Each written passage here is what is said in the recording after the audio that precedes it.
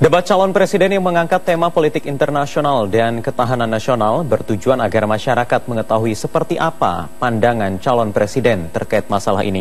Lalu bagaimana kemudian tanggapan sejumlah pihak terkait jalannya debat malam tadi? Berikut liputannya. Lama-lama dalam debat yang ketiga ini kita tahu karakter masing-masing capres. Pak Prabowo saya pikir tetap masih bicara di dataran konsep, walaupun itu juga perlu dikritisi juga. Konsep beliau kadang-kadang tidak dibarengi dengan penjelasan-penjelasan bagaimana itu dilakukan gitu. Terlihat beberapa kali memang meng-highlight atau sependapat dengan pendapat Pak Jokowi, dan itu dengan jujur diakui oleh Pak Prabowo, dan itu mungkin perlu mendapatkan apresiasi juga. Yang kedua, Pak Jokowi, saya pikir ini adalah malamnya Pak Jokowi dirancang. Saya Pak Jokowi selalu kaya di detail. Konsep kemudian dioperasionalisasikan. Bagaimananya itu Pak Jokowi lebih terelaborasi dengan baik. Yang menarik dari Pak Jokowi di sini adalah ia mengatakan prinsip-prinsip dasarnya, kemudian bagaimana itu dioperasionalisasikan dalam isu-isu atau menjawab persoalan-persoalan di lapangan. Bahwa kalau tadi panggung lagi dikuasai oleh Prabowo, tapi ya begitulah, debat begitu secara substansi kan memang sangat spekulatif. Jadi ya kebetulan aja yang ditanya, kebetulan yang mungkin tidak pernah diakrabi gitu. Tetapi saya lebih banyak melihatnya nih ya hiburan aja bagi masyarakat ya.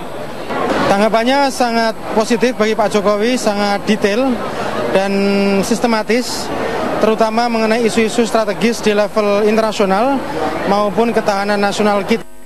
Pemirsa, Duta Besar Palestina untuk Indonesia, Faris Mehdawi, menyambut baik visi dan misi Joko Widodo dalam debat Capres Minggu malam. Jokowi mengatakan salah satu kebijakan luar negerinya jika terpilih sebagai presiden adalah mendukung kemerdekaan Palestina dan membantunya untuk menjadi anggota tetap Perserikatan Bangsa-Bangsa.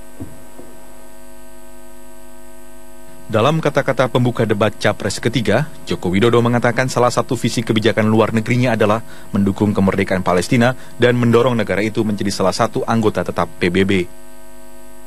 Saya, Jokowi dan JK punya komitmen mendukung penuh Palestina untuk menjadi negara yang merdeka, menjadi negara yang berdaulat, dan mendukung penuh Palestina untuk masuk sebagai anggota penuh Perserikatan Bangsa-Bangsa. Ibu dan Bapak sekalian yang saya hormati, pernyataan Joko Widodo ini mendapat sambutan dari Palestina. Dubes Palestina untuk Indonesia, Faris Mehdawi, menghargai perhatian yang diberikan terhadap negara itu dalam debat Capres kemarin.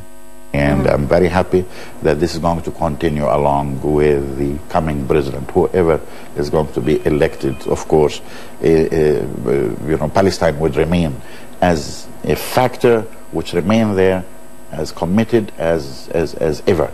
That makes me really feel, as an ambassador of Palestine, of course you can expect me really to be quite happy about that fact, that people even in their debates and through the election, Palestine is not forgotten, and it's so dear to the Indonesian. Thanks to the people of Indonesia, because people of Indonesia makes this issue quite relevant.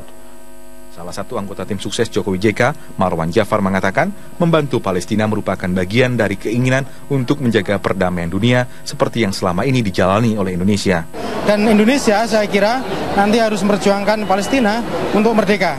Ini penting karena standing up kita tentu adalah menjaga perdamaian dunia, dan Indonesia sangat komit untuk melakukan itu, dan Pak Jokowi sekali lagi komit terhadap perdamaian dunia itu. Dalam debat tadi malam, Joko Widodo juga menggarisbawahi pentingnya diplomasi dalam menyelesaikan persoalan dengan negara tetangga dan menjauhi konfrontasi terbuka. Namun dia juga tidak mentolerir aksi pendudukan wilayah Indonesia oleh negara asing. Tim Liputan Metro TV.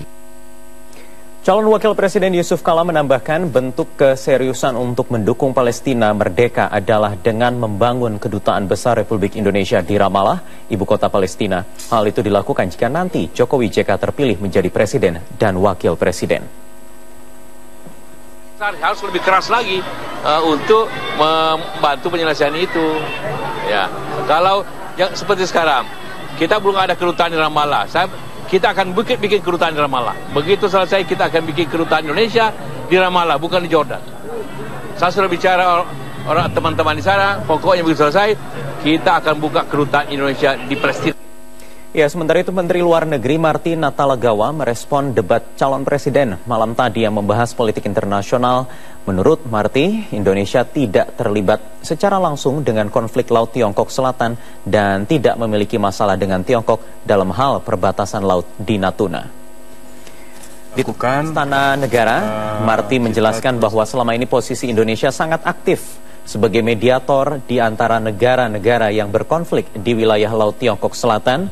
Ia membantah pernyataan yang menyebutkan bahwa Indonesia tidak terlibat atau tidak ikut serta sebagai negara yang bersengketa, apalagi muncul pemberitaan yang menyebutkan adanya wilayah Laut Natuna yang dicaplok oleh Tiongkok.